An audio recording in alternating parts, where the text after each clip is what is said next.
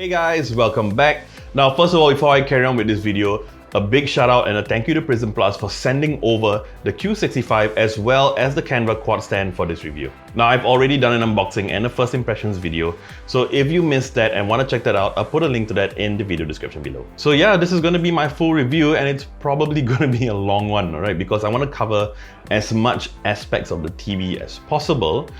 So if you're definitely looking into getting one of these three models of the Q series from Prism Plus, you will definitely want to keep watching this. Now also, if I missed something that you want to find out about a TV, do feel free to drop a question in the comment section below and I'll do my best to answer it. But also, I'm going to tell you about an extra special feature that even Prism Plus didn't tell you about. Okay, so before we go to the TV, like I mentioned, yeah, we also have the Kanva Quad Stand, alright? Now, if you saw the unboxing and first impressions video, you realized that the TV was actually on the floor. And of course, you got a few other options. Of course, you can just use the legs that are built into the TV and put them on a console. You can also fix them on a mount with either a fixed wall mount or a swivel mount. Now, I would highly recommend the swivel mount if you're going for a mount. The fixed mount just makes things a lot more difficult for you. And of course, you have the Kanva stand. So actually, there are two Kanva stands by Prism Plus. There is the Kanva tripod and the Kanva quad. So I decided to get the Kanva quad because I just thought that in terms of size and design, it fit the Q65 a bit better. But if you're looking at the Kanva tripod, do go check out my good buddy and fellow tech tuber Shawn. So he got the Q65 as well and he got the tripod. So if you want to know how that looks and if you want to see his beautifully produced review, I'll put a link to his review as well in the video description below. Now, in terms of design, I absolutely love it. And one of the reasons why I love it is because it sort of fits in with the design aesthetics of my house. So I've got parquet flooring, I've got like beige walls, you know. So having a stand that is made of wood and is sort of like, you know, fits in with the entire design and it's sort of like an easel-like design as well. It just complemented the design of my house perfectly. Now, the Kanva tripod is about $169 on top of the price of the TV and the Kanva quad is $199. On top of the TV, but like I said, it's definitely worth the money. In terms of design, it looks beautiful and again, it elevates the entire look of the TV. However, there are a couple of caveats. One of them is that the mounting brackets at the back of either the Kanva tripod or the quad blocks a lot of the ports on the Q65, and honestly I'm not sure whether that also applies to the 55 and the 75. Now Prism Plus actually solves this by adding spacers to the mounting bracket so that it gives you a bit of space between the TV and the mounting bracket. However, okay, it worked for the Ethernet cable or the LAN cable, so I was able to fit it in. However, I couldn't fit any of my HDMI cables inside. I also couldn't fit in the digital TV antenna port because the head for it is actually pretty long. So I actually couldn't fit it even though they had the spacers. Now, having said that, there is actually a pretty easy fix to it. There are two ways you could go. You can either get the HDMI or the antenna cable that has a right angle connector head, or you could just buy the adapter. And I checked on Lazada and Shopee and all that, and it's only a few dollars, so that's a really easy fix. However, having said that, I think maybe for future models, Prism Plus might want to either look at, you know, maybe shifting the ports at the back of the TV for their future models. I don't think they can change the position of the mounting brackets. I don't think that's possible. But another or simpler solution would just be to, you know, maybe add those right angle adapters in the box. Now, the other thing, and maybe not really a caveat, but for the TV, and if you use the Kanva stand, you actually have to have these metal cables secured from the TV to the wall behind you. So if you're looking to buy this Kanva stand and you want to put it somewhere where there is no wall behind, do take note. Now, the reason for these cables is just to give it an extra security feature so the TV doesn't fall or anything like that. Now, usually they will put it just behind the TV, so you're not going to see it if you're facing the TV from the front. However, for me and my wife, we decided to put it much higher up because we thought that, you know, if by any reason we wanted to move the TV, we wouldn't have holes right in the middle of the wall, and if it was higher up, it'd probably be a lot easier to conceal with like a photo frame or something like that. But either way, it's entirely up to you. And if you buy the stand along with the TV, they won't just deliver the stand and the TV, they will actually install everything for you. So they will set up the stand, set up the TV for you, drill the holes at the back or wherever you want to place it. So it makes things a lot easier for you. And one last thing about the stand, I sort of wish there was a better way to cable manage it, because I mean, if you think about your normal use for a TV, so like for me, for example, I would have a LAN cable sticking out. Obviously, you've got the power cable sticking out, which by the way is a little bit too short in my opinion, but anyway, that's not a major issue. You might have one HDMI cable going to like your PlayStation or some gaming console. You might have another HDMI cable going down to maybe like your soundbar, subwoofer or something. So you might have 3-4 cables sticking out, and if you got an easel-like design, it's just gonna drop like that. So I mean, there are ways to cable manage it. I could cable tie it to the leg, but that would sort of spoil the aesthetic of it. But I mean, it is an easel-like design, I said, so there are definitely some limitations with the design. Going back to the TV, let's very quickly go through the specs of the TV or the features of the TV. Now, there's so many features built into the TV that I did many takes of this trying to read it out without looking at the details, but I give up. I'm just going to read them out here, right? So first of all, it's a 4K TV. So your resolution is 3840 by 2160, all right? It comes in 3 variants. So it's the Q55, Q65, and the Q75. They are all IPS panels, so you get really good viewing angles, which I talked about in the unboxing video. You get excellent color reproduction as well. It produces up to 1.07 billion colors. Coupled with HDR10, the experience is just really, really good. Of course, it comes in with Android TV, Android TV 9 specifically. Comes built in with Chromecast, comes built in with Google Assistant, all right, and is 4K certified for YouTube, Netflix, Prime Video. Now, a lot of you might be saying, yes, YouTube, you can watch 4K anywhere as long as your computer or phone supports it, and that's true. However, for Netflix and Prime Video, it needs to be certified. So if you buy like a cheap Android box and you plug it in, chances are it's only 1080p. And of course, you've got Bluetooth 5.0, which is fantastic, which by the way, the remote is Bluetooth enabled. It's not infrared, so you don't have to go and point it to the screen. It's Bluetooth, you get excellent range, you don't need to point it towards the TV. But not just that, so you can actually connect Bluetooth enabled devices like keyboards, mice, headsets, microphones, right? So it's a great way to add extra features to the TV. And like for example, if you're late at night and you want to watch a movie, you can just connect your Bluetooth headset and you can enjoy the movie without, disturbing your neighbors. Now, it also supports MEMC, which is sort of a smooth motion feature. We'll talk a bit about that later. But in terms of audio, it also supports Dolby Vision and DTS True Surround. Now, in terms of ports at the back, you get 3 HDMI cables, 1 at the side, 2 at the back, alright, but only the port 1 supports HDMI ARC. Now, you also get an RCA input, which is those yellow, white, and red connectors. You also get an optical or digital audio output, which is great. You get a digital TV antenna input, which I talked about when I talked about the Kanva Quad Stand. But you also get 2 USB ports, alright? A USB 2.0 and a USB 3.0. Now, design-wise for the TV, like I said, I love it. It's very sleek. It looks great. You don't get huge bezels at the side. It doesn't look out of place if you were to line it up with the more globally recognized brands. And coupled with the Kanva Quad Stand, it just elevates it. It looks really fantastic. Oh, and also a really nice touch. Now, just below the Prism Plus logo, you actually get your menu control buttons, which is sort of like a D-pad, which is great. You don't have to have many buttons and keep forgetting what each button does. You get a D-pad to control the menu really easily. All right, and of course, the most important thing, picture quality. Now, to me, picture quality, if you were to compare it with other similar designs or similar panels from other brands, it wouldn't look out of place. It still looks just as great. I really love the fact that IPS technology has really improved. So you get really deep blacks. I mean, obviously not as good as OLED. It's never going to be as good as OLED, but really fantastic. Colors are really vibrant.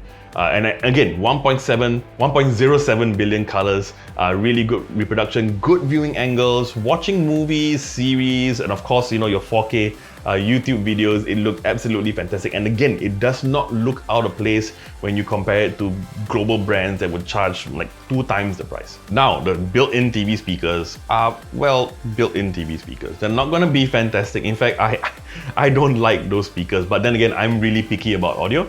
So what I would recommend is, you're gonna save so much money with this TV. Just get a very decent, not even a cheap soundbar or speaker. It's still gonna be a lot better than the built-in speaker. And something that would actually even like aesthetically fit perfectly with the Prism Plus TV and the Kanva Quad Stand is actually the Klipsch Cinema 400, which I'm gonna be reviewing very soon actually. So do remember to subscribe so you don't miss that. So I wanna talk a bit about that MEMC feature.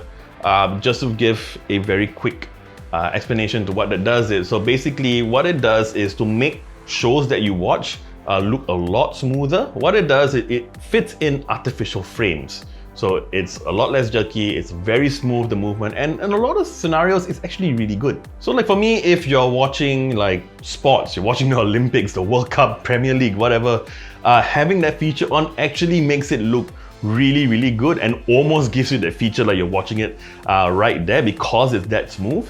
And then you also got like, you know, animated movies like Disney animated movies where you got very simple colors and all that. Yeah, it definitely helps as well. Even some action movies, like watching Transformers on it, I thought, yeah, it kind of worked. Then there are some movies or even shows, you know, that are really gritty. There is intentional grain and intentional slowing down of the movie, like for example, like The Godfather or 300. You know, there's some like Gladiator, and I know there are a lot of old movies, but I hope you kind of get the picture. Having MEMC turned on that kind of spoils the entire thing for me, because then it looks too smooth. You get what a lot of people call the soap opera effect. So yeah, I guess, but the good thing is you can turn it on and off. So once you get an idea of how it is, then you just, you know, switch it on and off in your TV settings within Android TV, and yeah, you get the best of both worlds. Now, like I said, it's a smart TV that runs Android TV 9. So for it to run, you're definitely going to be looking at computer components. So I actually reached out to Prism Plus to try to get the confirmed list of components that's in the TV. Now, they couldn't get it to me in time because I'm trying to rush it out to release this video before the 11/11 sale. So actually, I did some research myself. You know, I downloaded an app called IDA64 and I managed to get the specs. Now, I just want to say that the specs that I got is specifically for the Q65. I'm not sure whether it's the same for the 55 or the 75. Okay, but basically in terms of the SoC or the CPU, it's an MT5886. So that's a chip from MediaTek, all right? It has a quad-core CPU that runs at about 1 GHz. Now, in terms of GPU, it's a mobile GPU, so it's a Mali 450. You also get 2 GB of RAM and 12 GB of storage. Now, for those of you who had no idea about what I was just talking about, basically, in my opinion, that is the absolute bare minimum to run Android TV smoothly. And even then, like I found that when you first turn on the computer, it takes a while for the experience of using Android TV to be a bit smooth, because at the start, it's a little bit slow. And I don't think it's because of the MT5886 chip. I think it's got more to do with the RAM, because once it sort of settles down, it's really smooth. So maybe the 2 GB of RAM might not be enough. Maybe just one more, like 3 GB would have been perfect. But having said that, it is an absolutely beautiful experience. You know, having Google Assistant and a dedicated Google Assistant button on your remote just makes Android TV, in my opinion, the best operating system for any TV. And like I've been saying, Android TV has the biggest ecosystem. You're talking about more than 5,000 apps. And when I say 5,000 apps, I mean more than 5,000 apps specifically built for Android TV. Now, there are actually ways to get like even mobile apps that aren't meant for Android TV to be installed. And there's a way to do it. However, you know, I'm not going to go through that here because it would take too long. But if you guys really want to know how to do that, just let me know. And if there are enough people that want to do it, I'll do a separate video. Now, for that extra feature I was telling you about. Like I mentioned earlier, there are 2 USB ports at the side of the TV. Now, you can plug in almost any webcam that works on Windows. Just plug it into the TV and the webcam works on the TV. So, I mean, one of the best scenarios for this is like, let's say you've got family overseas or friends overseas, right? And you haven't been able to talk to them in a while or you haven't been able to travel and see them because of the ongoing pandemic. So you have a lot of video calls just to see how everyone's doing. And if it's one family calling another family, you get the entire family squeezing on someone holding the phone, trying to get everybody in frame. With this, you just put it on the top, sit down on your sofa, you know, and it's so easy. You just sit down there, you don't have to hold the phone, and you can have a video call. Absolutely fantastic. However, there's a catch, all right? So it only supports Google Duo, which is Google's own video calling app. Now, it's not a Prism Plus restriction, it's actually Android TV itself, all right? Now, that kind of sucks because it's not the most popular video calling app by any stretch of the imagination. However, apparently there is a way to install Zoom on it. I haven't tested it out, but again, let me know if you guys want me to test it out, and I'll try and let you guys know. Alright, so let's look at the price of this TV, not counting all the stands and all that we talked about earlier. So the Q55 comes in at 699 Singapore dollars.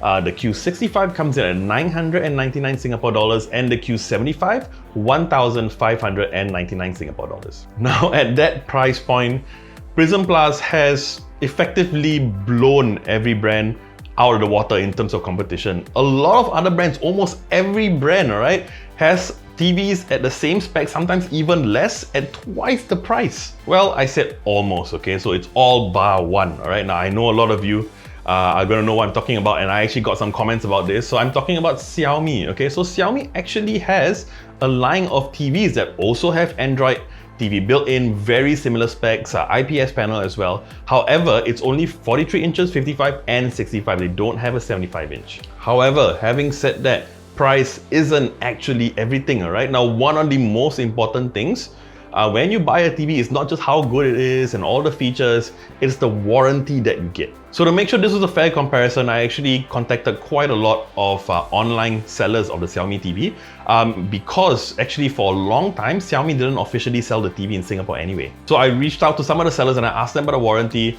Some of them didn't reply. Some of them said it was 6 months, some said it was a year. And I asked them, how do you deal with the warranty? They said you have to bring it over to their shop. So remember, they're asking you to carry a 55 or 65 inch TV by yourself to the shop, right? Now, Xiaomi actually has a flagship store right here in Singapore in Funan. So I went down to Funan on 2 separate occasions, all right? And I walked around and I saw the TV there. So I asked 2 separate guys on 2 separate days, the retail guys, and I asked them about the warranty. Now, they both said it was 2 years, which is great. However, the first guy that I spoke to said that it was on-site warranty. Fantastic. But then the other guy on the second day, when I asked him, he said that it was not on-site and I had to bring the TV. So I'm not sure which is true. And again, I couldn't go down and check and confirm which one was correct. However, in a way, it doesn't really matter because Prism Plus offers 3 years, okay? 3-year warranty on site, okay, which is logical because who on earth is going to be able to carry a 65 inch or a 75 inch TV to a service center to get it repaired? You're going to have to order like a Lala Move or one of those van rental apps, and that's going to cost quite a lot of money to send it over there and back. So to summarize, the Prism Plus Q Series line of TVs are absolutely fantastic. You are getting a TV at half the price of almost every other brand, and you're still getting a TV chock full of amazing features. You're getting excellent picture quality, and on top of that, you get really good warranty coverage. So honestly, buying a Prism Plus TV, if you're looking to get one, is an absolute no-brainer. And of course, because of that, it is going to get a full 5 out of 5 stars and a Technobabble recommended logo. Alright, so that about wraps up my pretty comprehensive review of the Prism Plus Q65. Now, if you like this video, you know what to do, and I would love it if you would subscribe to our channel and hit the bell icon to receive notifications on our next video. I'm JP, and I'll see you real soon.